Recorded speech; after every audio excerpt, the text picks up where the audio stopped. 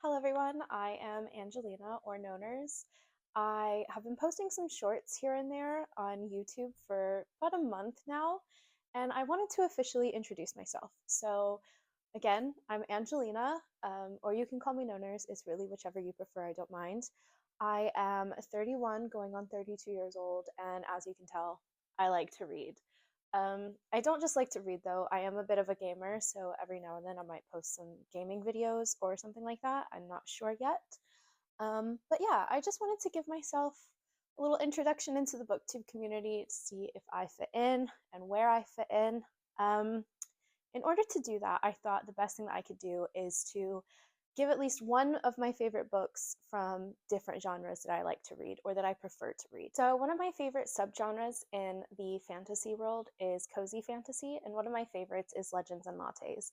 I will never shut up about this book. I will always recommend this book to anybody who's either trying to get into fantasy or just wants a nice cozy fantasy to cleanse the palate after some grim dark or anything like that. I reread this book just about every year. This book entered my life at the most perfect time, and it always felt like a great big hug to me.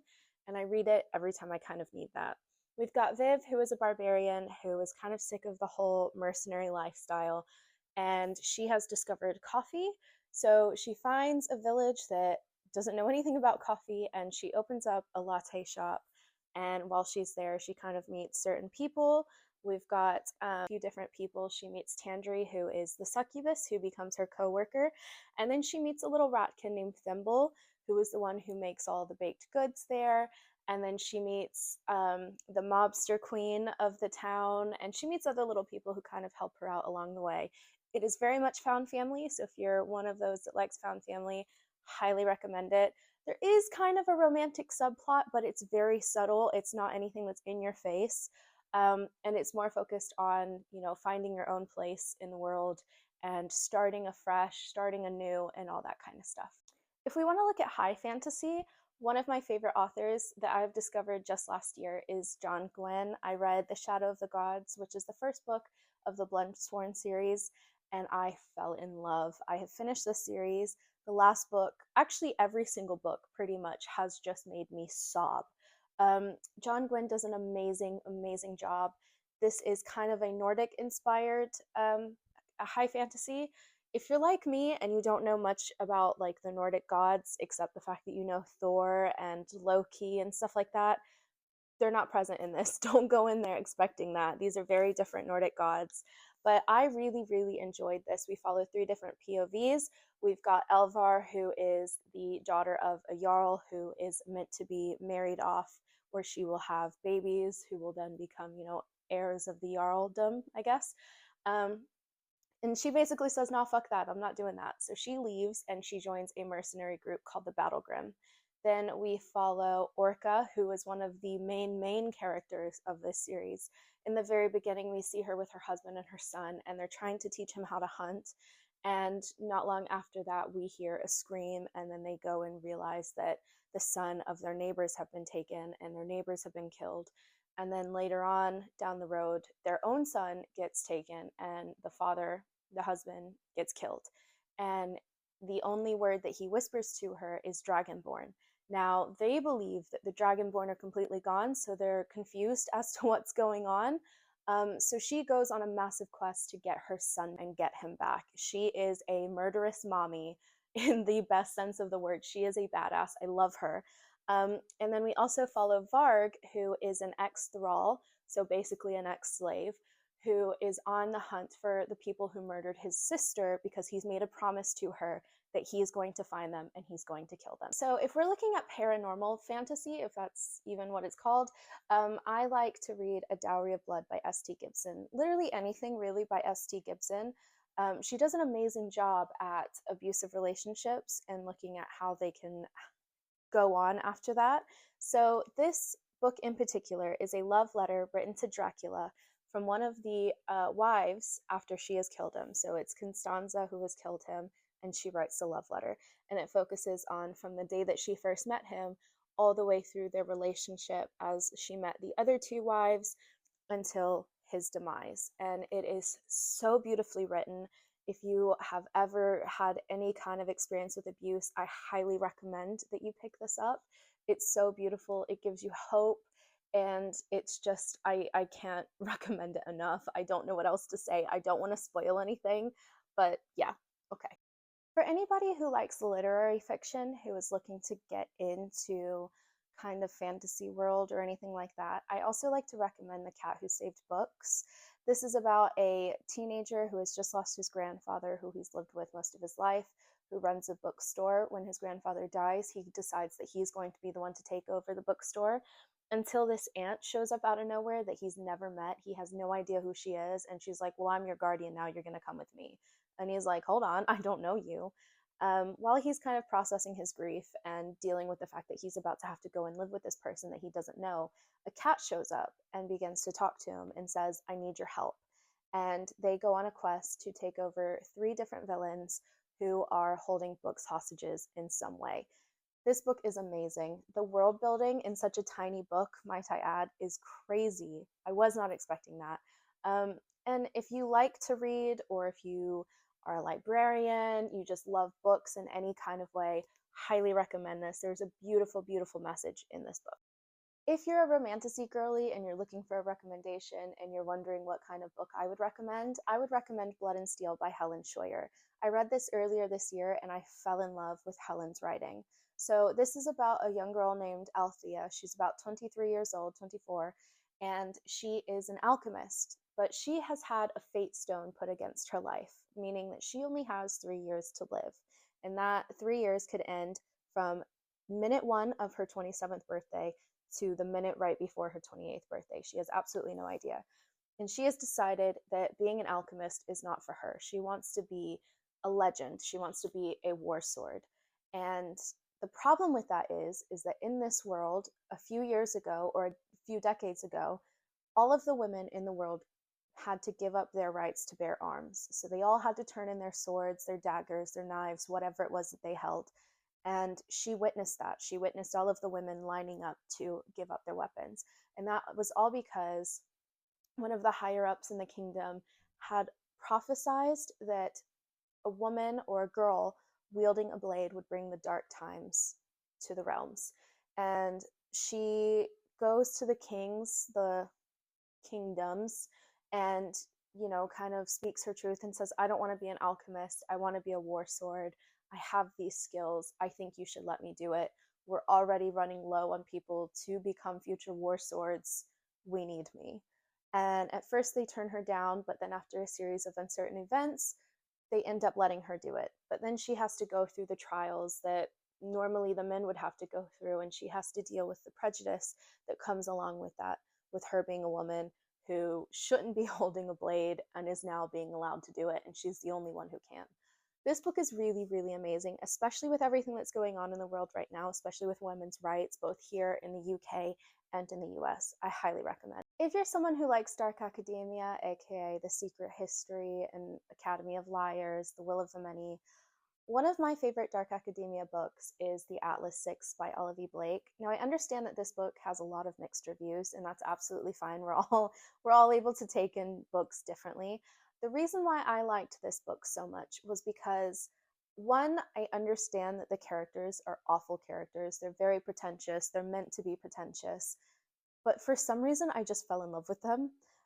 There is a scene in here where 2 psychics go against each other as well, and how it ended up was kind of mind-blowing. It really kind of fucked with my head, and at first I was like, "Oh my god, no," and then I was like, "Oh, they got him, they got him." Yeah, I know that a lot of people say that this is slow and nothing really happens, and that's kind of true, but if you like The Secret History, I do remember that there's like a 20-page long chapter of a man just dying from pneumonia. So if you can make it through that, you can make it through this. I realized that after saying all of that, I didn't even tell you what this book was about. So for anybody that doesn't know what the Atlas Six is about, it's about 6 magicians who are fighting for 5 spots to join the Alexandrian Society. So they're going to be studying together, getting to know each other, all within a year. And then at the end of that year, they have to decide who's going to be the 5 that make it through. And it's kind of intense. all while they're kind of dealing with that, like the whole not being able to trust each other while trying to figure out who's going to be the ones that make it through, there is another secret society who is trying to kill them. If you're somebody that likes nonfiction books, I'm really sorry, I'm not much of a nonfiction book reader. However, I will pick up one here and there. And last year I picked up Sociopath by Patrick Gange, and I really, really enjoyed this book. It is a memoir, and it follows Patrick from her childhood to her teenage years to dealing with like young adulthood, to becoming a mother, a wife, and all of that, all while being a diagnosed sociopath. And also her kind of fighting with the new terms that are set out within the psychology world. So while we have terms like psychopath, sociopath, and different things like that, there's no actual diagnosis for them anymore. They're all categorized under antisocial behavioral disorder, ASBD, and that's kind of what she gets diagnosed with. But she knows, based on her own research and dealing with her own therapist and things like that, she knows that she is a sociopath. And she kind of fights in her mind and with other colleagues as to why they've just kind of put an umbrella over these terms rather than keeping them separate, because they're not all the same. And she kind of breaks through a lot of the stigmas that we see and a lot of the cliches and stereotypes that we see in modern and classic media, especially movies. You've got Patrick Bateman, you've got loads of different things. There's people on TikTok who claim to be psychopaths and sociopaths, and it's kind of crazy to see all the little stigmas that are there that aren't actually true. Also, I don't usually do this, but there is one quote in this book that I will never ever forget, and that was basically someone telling Patrick that she would rather have her child have cancer than be a sociopath. Now, I understand that living with a child with any kind of mental disability, mental health issue, anything like that is hard. I grew up having depression and anxiety based on trauma that I went through as a child. So I know that it's hard. But to wish cancer versus that is crazy to me. Absolutely crazy. That will forever stick with me. If you like fantasy, but you also kind of like Sherlock Holmes and Watson vibes and kind of a little bit of horror aspect, I already showed the book. I don't know why I threw it out of the camera, but may I interest you to The Tainted Cup by Robert Jackson Bennett. Now, Robert Jackson Bennett does have another series, which is called the Founders Trilogy, and I haven't read it myself, but I have heard a lot of good things, so it is on my list. This was my introduction to Robert, and I will definitely be picking up the rest of his stuff. In this, we kind of follow Dennis Cole, who is the main narrator, or he is the only narrator, but then he does have a partner named Anna, who is more the Sherlock of the two of them, and he gives off the more Watson vibes. So this book opens up to Dennis Cole going to investigate a murder scene that has been reported to him and Anna.